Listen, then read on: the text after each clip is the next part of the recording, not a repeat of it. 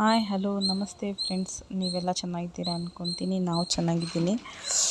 ಇದು ಸೋಮವಾರ ವ್ಲಾಗ್ ಆಗಿದೆ. ಸೋಮವಾರ, ಕಾರ್ತಿಕ್ ಸೋಮವಾರ, ಮೊದಲನೇ ವಾರದ ಪೂಜೆ ಪ್ರಿಪ್ರೇಷನ್ ಮಾಡ್ಕೊತಾ ಇದ್ದೀನಿ.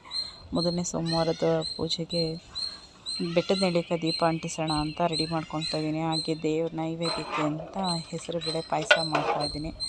ನಮಗೆ ಉಪವಾಸ ಇರೋದ್ರಿಂದ ಬೆಳಗ್ಗೆಯಿಂದ ಇವತ್ತು ಸಂಜೆವರೆಗೂ ನಾನು ಉಪವಾಸ ಇದ್ದೀನಿ, ಎಲ್ಲರೂ ಇಲ್ಲ.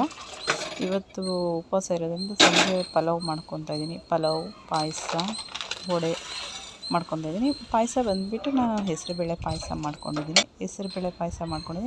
ಕಾರ್ತಿಕ್ ಸೋಮವಾರ ಮೊದಲನೇ ವಾರ ಆಗಿರೋದ್ರಿಂದ ಬಾಗಿಲಿಗೆ ದೀಪ ಅಂಟಿಸಿ ದೇವ್ರಿಗೆಲ್ಲ ಪೂಜೆ ಮುಗಿಸ್ಕೊಂಡೆ. ದೇವ್ರದಲ್ಲಿ ಪೂಜೆ ಮುಗಿಸ್ಕೊಂಡು ಬೆಟ್ಟದ ನೆಲ್ಲಿಕಾಯಿ ದೀಪ ಅಂಟಿಸೋದ್ರಿಂದ ಈ ಕಾರ್ತಿಕ್ ಮಾಸದಲ್ಲಿ ತುಂಬ ಒಳ್ಳೆಯದು ಅಂತಾರೆ. ಮತ್ತು ನಾನು ಹಂಗೆ ಬೆಟ್ಟದ ನೆಲ್ಲಿಕಾಯಿ ದೀಪ ಅದಕ್ಕೆ ಅಂಟಿಸ್ತಾ ಇರ್ತೀನಿ. ಒಟ್ಟಿನಲ್ಲಿ ಕಾರ್ತಿಕ್ ಮಾಸದಲ್ಲಿ ಅಂಟಿಸೋದ್ರಿಂದ ಒಳ್ಳೆಯದಾಗುತ್ತೆ. ಹಾಗೆ ತುಪ್ಪ ದೀಪನೂ ಅಂಟಿಸ್ದೆ. ಎಲ್ಲನೂ ಮುಗಿಸ್ಕೊಂಡು ದೇವಸ್ಥಾನಕ್ಕೆ ಹೋಗ್ಬಿಟ್ಟು ಬರೋಣ ಅಂತ ಅಂದ್ಬಿಟ್ಟು ದೇವಸ್ಥಾನಕ್ಕೆ ಹೋಗ್ಬಿಟ್ಟು ಬಂದು ಊಟ ಮಾಡಿಬಿಡೋಣ.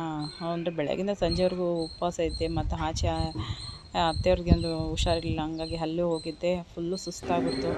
ದೇವಸ್ಥಾನದಲ್ಲಿ ನೋಡಿ ಮಹಾಮಂಗಳಾರತಿ ಕರೆಕ್ಟ್ ಟೈಮ್ಗೆ ಹೋದೆ. ಹಾಗಾಗಿ ಅಲ್ಲೂ ಲೈಟೆಲ್ಲ ಆಫ್ ಮಾಡಿಬಿಟ್ಟು ಇದು ಮಾಡ್ತಿದ್ರು. ನಾನು ಉಪವಾಸ ಇರೋದ್ರಿಂದ ಒಪ್ಪತ್ತು ಬಿಟ್ಬಿಟ್ಟು ಊಟ ಮಾಡಿ ಅಡುಗೆ ಮನೆಯೆಲ್ಲ ಫುಲ್ಲು ಡೀಪ್ ಕ್ಲೀನ್ ಮಾಡಿಬಿಟ್ಟೆ. ಅಡುಗೆ ಮನೆ ಕ್ಲೀನ್ ಮಾಡಿದ್ರೆ, ಊಟ ಮಾಡಿ ಎಲ್ಲ ಅಡುಗೆ ಮನೆ ಕ್ಲೀನ್ ಮಾಡಿದ್ರೆ ನಮಗೆಲ್ಲ ಕೆಲಸನೂ ಆದಂಗೆ ಅಂತ ಒಂದು ಸಮಾಧಾನ ಆಗುತ್ತಲ್ವ ಫ್ರೆಂಡ್ಸ್.